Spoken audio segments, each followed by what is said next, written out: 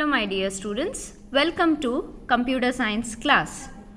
So let us discuss the next program in the arrays chapter, that is to sort the elements of the array.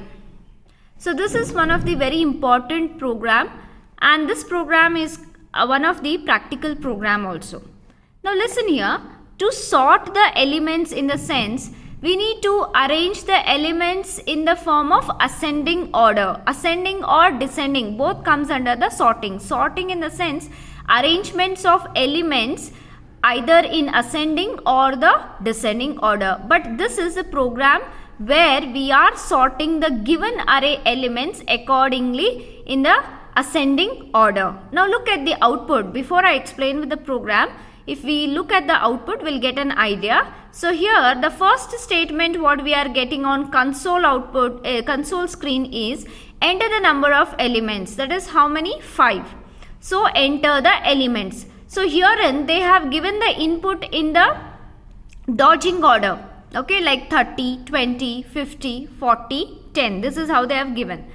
So when we execute this particular code, we get the output as the sorted elements are 10, 20, 30, 40 and 50. Isn't it? They are being sorted in the ascending order. So this program is about to sort the elements of the given array.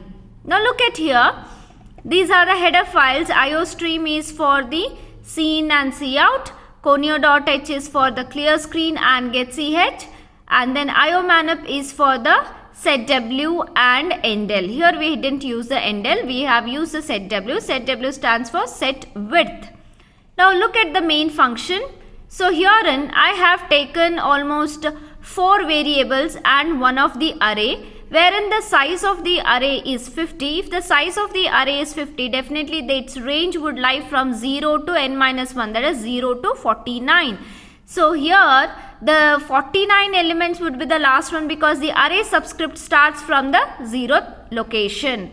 Then followed by I variable I have taken of data type integer, because since we are dealing with the array, we need to use the looping statement, that is for statement. So therein we are using the I variable. Therefore I am declaring to the compiler that I am going to use a variable known as I of data type integer. Then I have taken the variable known as temp, again of type integer, because we need it for the swapping purpose. Okay. Then we have taken a variable known as n, because we may ask the user to enter the number of elements, how many he may enter. Now here as per this 5 he has entered. This 5 is being stored in this particular variable. It's left to the user choice. You may enter 5 or you may enter 10 or you may enter 7 or you may enter 20. But the range is up to maximum is 50. Okay. So next followed by the j variable we have taken. This j is again used in the looping statement, that is for loop. So all these are the variables and array which are declared under the data type integer, followed by the clear screen. So this function will actually clears the console. Now next is enter the number of elements. As per this input, enter the number of elements means we are entering 5 and 5 is getting stored in a variable known as n. Followed by next we are asking the user to enter the elements. So when we enter the elements, isn't it? So these are the dodging. So 30 is being stored in the 0th location, 20 is stored in first, 50 is stored in second, 40 is being stored in the fourth, and here in 0, 1, 2, 3 and 4, 10 is being stored in the 4th location, because the array subscript starts from 0th location, 0, 1, 2, 3 and 4. So in this way the elements are being entered. I hope this part of the coding we have already discussed in the previous video classes. The same techniques follows here. So next is what? Now when we have entered these elements, we need to firstly compare the first two values. If 30 is greater than 20, ascending order we want. So 30 if it is greater than 20, then I need to exchange. When I exchange, I will get a new array as 20, 30, 50, 40 and 10. finally next step in the second iteration, I need to compare 30 again, because the first element we got 20 and 30, right? So 30 should be compared with 50. Whether 30 is greater than 50, here 30 is not greater than 50, so it remains as it is. Again here the position gets incremented. Now here comes what? 50. 50 is greater than 40. Yes, the condition is true. If condition is true, exchange the values. Like this we keep on exchanging the elements until we get in the form of sorted order. So herein I is starting from the first location, I should be less than n. I is starting for the first location, means I is pointing to the 20th. So I should be less than n. What is the size of n? That is 5. And then finally I am incrementing the I value. Now let me explain this part of the code with the example here. The same I have written here. So here what is, for example I have taken only 3 elements. So if I take 5 elements, it will be very lengthier iteration. So I'll just trace this program with the 3 elements so that you can understand the logic and you can try with the 5 elements. Now look at here, the array entered elements are 100, 1 and 0. When they have entered, 100 is been stored in the position 0, 1 is stored in the first location and 0 is stored in the second location, and this is what the array subscript. Therefore n is equal to 3. Now as per this, I is initially pointing to the first location, okay, and I should be less than the n, okay, and then I increment. Look at here, I is equal to 1, 1 is less than 3 because the n value is 3, okay. If this condition satisfies, isn't it the true part of this for loop is the very next statement? So again next statement will get execute. What it is, we have taken another for loop and here we have taken a counter variable as j, okay. So this is a for loop where the counter variable is I, but the very next true part of this for loop is the very next for loop j is equal to 0. J is equal to 0 in the sense j is pointing to the 0th location. You can see here I was pointing to the first location as per this for loop. I is pointing here. J is pointing to the 0th location, that is here. Fine. And then j should be less than n minus 1.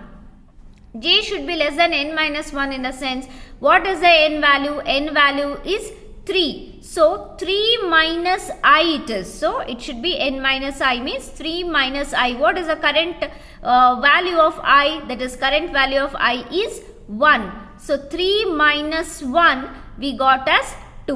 What is the current value of j? 0. 0 is less than 2. Yes, the condition satisfies. And then I have written the j increment. Now these two loops I have taken. The first loop what it does is, it actually positions, it actually traverses through the entire array from 0 to 1, again 1 to 2. To traverse the entire array, we have taken the first for loop. Next for loop, what I am doing is, I am comparing the two elements, that is 100 is greater than 1. If so, exchange the values. Okay. Next, if I after exchange what I got what the exchanged array 1, 100 and 0. After that what happens? Again I am comparing 100 to 0 I am comparing. 100 is greater than 0. Yes, the condition is true. On satisfying this condition, again we are exchanging. When we exchange, I got a new array as 1, 0, 100. Like this, one loop, first loop what I am taking, that is to traverse, to position the pointer from one location to the another. The second for loop I am taking to exchange the values, two values in the given array. Now let us continue with the tracing here. I hope this point is clear. Initially I is pointing to the first location. As per this condition, I should be less than n. That means what is the value of I? That is 1 is less than 3. On satisfying this condition, we are going to execute the true part of the statement, that is the another for loop. So here j is pointing to 0th location. J should be less than n minus I, that is j value is 0. 0 should be less than 2. The condition is true. On satisfying this for condition, we need to execute the very next statement. What is there in the next two statement? We are comparing. If A of j is greater than A of j plus 1. Remember children, if this is j, then the very next element will be j plus 1. Now what is this j? J actually we are referring to the positions. This one so many times I said, whenever we are using the for loop, whatever the value of I or whatever the value of j, we will be talking in terms of the positions. So therefore, when j is equals to 0 means j is pointing to the 0th location. Now here it is what? A of j, in the sense I am actually referring to the value because this is one of the subscript. A of j in the sense what? A of 0. What is there in the A of 0 as per this? It is 100. So 100 will be replaced here. If A of j is greater than A of j plus 1, what is the value of j? 0 plus 1 is what? 1. That means A of j plus 1 is pointing to the first location. Remember how we are determining that it is pointing to the first location. What is the current value of j? That is 0. 0 plus 1, as per the 0 plus 1 in the sense that is 1. Therefore A of j plus 1 will be pointing to the first location. So if A of j is greater than A of j plus 1, what is there in the value in the A place of A of j plus 1? That is 1 is there. So as per this, whether 100 is greater than 1, because 100 is A of 0, that is A of j, and 1 is in the array subscript, that is A of 1. A of 1 in the sense A of j plus 1. 100 is greater than 1? Yes, the condition is true. If the condition is true, I need to exchange like this because we want the array in terms of sorting. Therefore, how we are writing, you see, swapping technique. See here, whatever is there in the A of j plus 1 should move in the A of j. And whatever is there in the A of j should get exchanged to the A of j plus 1. All this task will be accomplished by taking an extra variable known as the temp. Extra variable known as temp. Now how they will do is, whatever is there in A of j will be moved in a variable known as temp. Whatever is there in A of j will be moved in one of the variable known as temp. So when the value 100, A of j contains 100. 100 is moved in a variable known as temp. Definitely A of j will become an empty. Okay, it is passing. A copy will be passed, not entirely empty. A copy of that will be holded in the temp.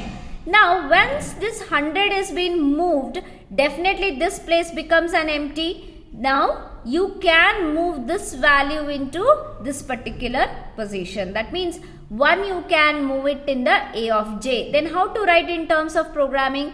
A of j is equals to, A of j plus 1 is equal to A of j. This is how I can write. So here in A of j, whatever it is holding will be moved in the A of j. Whatever is there in A of j plus 1 will be moved in A of j. So what is there in A of j plus 1? 1.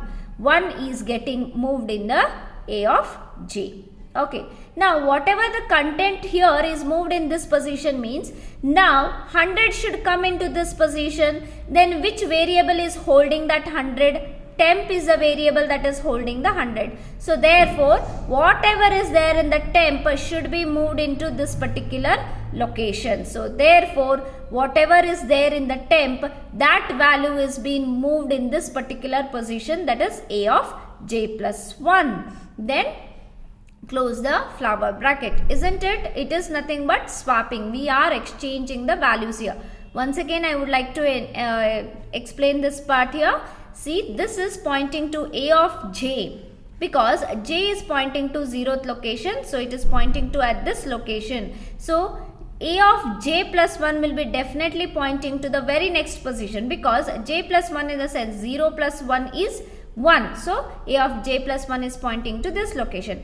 First, we need to compare these two values. Whichever it is greater, so 100 is greater than 1 means 1 should come here and 100 should come here. We need to get exchange because we want it in the ascending order. So to compare these two values, we are writing the if statement.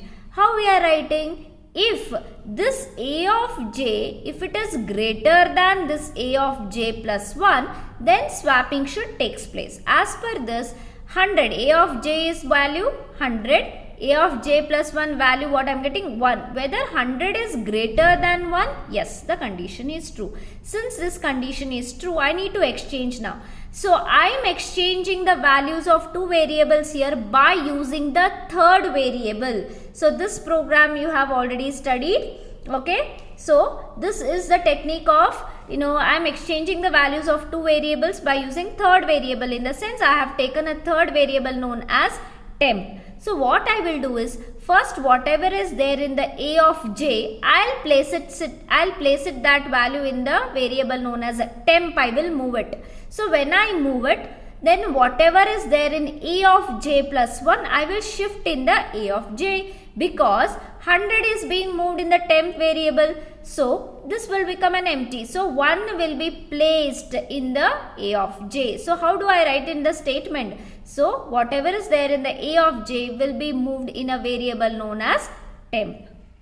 Okay. So this place becomes vacant. So now whatever is there in a of j plus 1, I can move it in the a of j. So what is there in a of j plus 1 is moved in a of j. Then this place should contain 100. Now 1 is being moved here. Definitely this should contain 100. So 100 is in which variable as per this? It is there in the temp. So therefore whatever is there in the temp variable is being moved in a variable known as a of j plus 1. So like this, a of j plus 1 will now hold 100 and a of j will hold the value as 1. I hope you are able to understand. After these set of statements execution, we got a new array, that is 1 is placed at position 0, 100 is placed at position 1 and 0 is being placed at the position 2. After that, j gets incremented. Students, remember, like this concept is said to be as inner loop. Okay, so this concept is said to be as inner loop. So I will not get incremented until and unless j becomes entirely false. See, once first inner loop will get executed. So once the inner loop will fails, then the control will go for the incrementation of outer loop. So till that, the inner loop will keeps on iterating. As per this, what is the inner loop? That is j loop is the inner loop. So j gets incremented. The control will never go to this I counter variable, because until and unless the condition j becomes false, the control will never go back to this previous for loop. So therefore internally j gets incremented. When j gets incremented, isn't it, j initially was pointing to 0th location. Now j will point at this location. Definitely j plus 1 would point at this particular location, children, isn't it? Now let us see in the second iteration. Before we begin the second iteration, this is the new array what we got. So I have retained it as it is. So this also remains as it is. Okay, so I is equal to 1, 1 should be less than 3, condition satisfies, and I plus plus. Now because in the previous iteration j was getting j got incremented, now j will be pointing to the first location. Definitely we need to check the condition. What is the current position of j? That is 1. 1 is less than 2. Why it is 2? Because what is the n value? N value is 3. What is the I value? I value is 1. So 3 minus 1 is 2. So 1 is less than 2. The condition satisfies. On satisfying this condition, now j is pointing at this location, means I need to compare this value and the very next value. Therefore, this is considered to be as a of j and this is considered to be as a of j plus 1 now. Now again comparison should be done. If a of j is greater than a of j plus 1. So what is there in a of j? J current value is 1. So a of 1. What is there in the a of 1? That is 100. So whether 100 is greater than a of j plus 1. What is there in a of j plus 1? J plus 1 in the sense, how do you say that it is pointing to the second? Because current value of j is 1. 1 plus 1 is 2. So that is what a of j, that is a of 2. So what value is there in a of 2? That is 0. So whether 100 is greater than 0? Yes, the condition is true. On satisfying this condition, we need to exchange the values. Look at here how to exchange the values. So whatever is there in the a of j, first it will move in the temporary variable so that this would become empty. Then when it becomes empty, whatever is there in a of j plus 1, a copy of that will be moved in the a of j. Then when the contents are moved to the a of j, definitely this would become an empty. Therefore, whatever is there in the temporary variable can be placed in this particular location so that the elements would get swapped. Now, therefore, what is there in a of j? That is 100. 100 is currently moved in the variable known as temp. So, here it is 100 children, not 0. Here it is 100. 100 is moved in initially in the temporary variable. Then what is there in a of j plus 1? A of j plus 1 is 0. So, whatever is there in a of j plus 1 should move to a of j. So, that is 0 is being moved to a of j. Then whatever is there in the temporary variable should come back to the a of j plus 1. So, what is there in the temporary variable? 100 was there. This is actually 100. So, 100 is being moved in the a of j plus 1. So, after this particular swapping, we get a new array, that is sorted array 1, 0, 100, because this time we got swapped these two values, wherein here it was 100 and here it was 0 as per this. So, kindly make the changes here. Here it is 100 and here is also 100. Okay. So, after this j gets incremented because this is the inner loop. When j gets incremented, definitely j would point to the second location as per the condition. What is the current location of j? Because previously it is incremented. J points to second. So, 2 is less than 2 children. The condition false. So, therefore, the inner j loop will condition reaches to the false. Once this condition reaches to the false, we are going to increment the I loop. Now, let me show the third iteration. This is what I was talking about. I is equal to 1. This I loop remains the same. But look at here. J is pointing to second location. Whether 2 is less than 2, the condition fails. Once the inner loop condition fails, we are incrementing the outer loop. So, I gets incremented. I will now point to the second location because I was previously pointing to the first location. So, right now you see the how the fourth iteration. So, this is how the new array we have got, that is 1, 0 and 100. This is we got. But actually how we want 0, 1, 100. This is where how we want. So, now you see I is pointing to the second location. I is pointing at this location. Then what is the condition? I should be less than n value as per we know the coding. I should be less than n value in the sense what is the current value of I? 2 should be less than 3. The condition is true. On satisfying this condition, we need to execute the next for loop. What is there in the next for loop? J will be re-initialized to 0 as per this code. J, once I gets incremented, outer loop when it gets incremented, again the next inner loop will be re-initialized. Again back from j is equal to 0. So, therefore, according to the code, j again will point to 0. If j is pointing at this location, definitely j plus will point to the very next location. Again, we need to compare these two values. Now, I hope you are able to understand.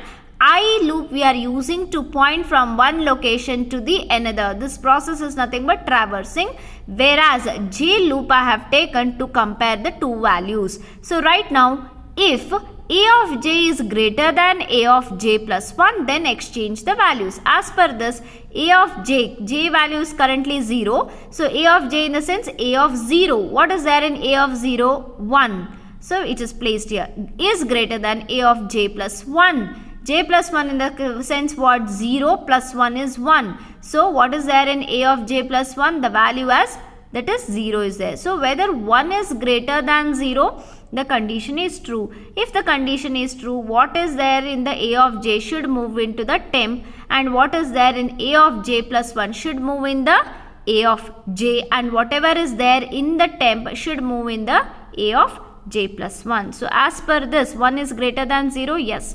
What is there in a of j? That is 1 is moved into the temporary, and what is there in a of j plus 1? 0. 0 is being moved into the a of j, and what is there in the temp, it is moved to j plus 1. So after the swapping, we get a new array, that is 0, 1 and 100.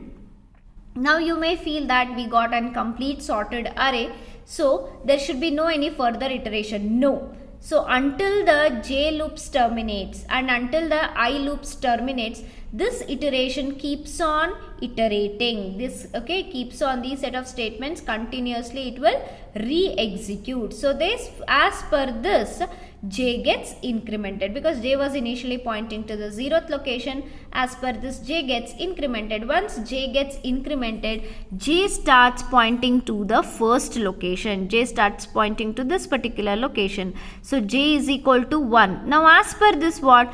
J should be less than n minus I. What is the n value? 3. I, what is the value? 2. So 3 minus 2 is 1. So as per this, j got previously incremented. J value is also 1. Whether 1 is less than 1, the condition is false. Once the condition is false, j loop will not increment. In fact, I gets incremented. That is outer loop. When I gets incremented, previously I was pointing to the second location. Since I gets incremented, definitely I will start pointing to the, I will get incremented by the value 3. So, but we have the maximum limit as up to 2 only it can iterate. Now coming to the 6th iteration. So this is the array what we have got sorted. As per this, the I gets incremented. When I becomes 3, 3 is less than 3 because we know the condition I should be less than n. So what is the n value? That is 3. So therefore 3 is less than 3, the condition fails. So I, outer loop I also got failed. J got failed and I got condition failed. Once this I got condition failed, the control will skip all this part and the control will go to the very next statement what is present at the in the code. Now as per this for loop was failed. So once this for loop is failed, the control comes to the here the very next statement of the for structure. That is, it will start printing the sorted elements are, and then we get a sorted array elements like 0, 1 and 100. I hope children you have understood it. Yes, because this one is quite a bit confusion also. We can understand, but if you try to trace this program, watch it again and again, try to trace with the same values, and once you are perfect with, then you can increase the number of elements, make it as 4 or 5 and then trace, you will be perfect. Fine, I hope you have understood. Now let us look at the output here. See, the number of elements 3 and enter the elements as 100, 1 and 0. So once after the 6th iteration I fails, the control what it does, it prints the output statement. That is, the sorted elements are 0, 1 and 100. Now let me execute this program code so that you can clearly understand. Now this is the code, children. The same code I have written.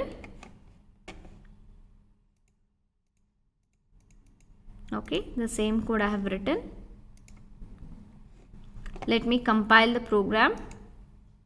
When I compile, I got 0 errors, and let me run the code. When I run the code, it's asking me how many elements.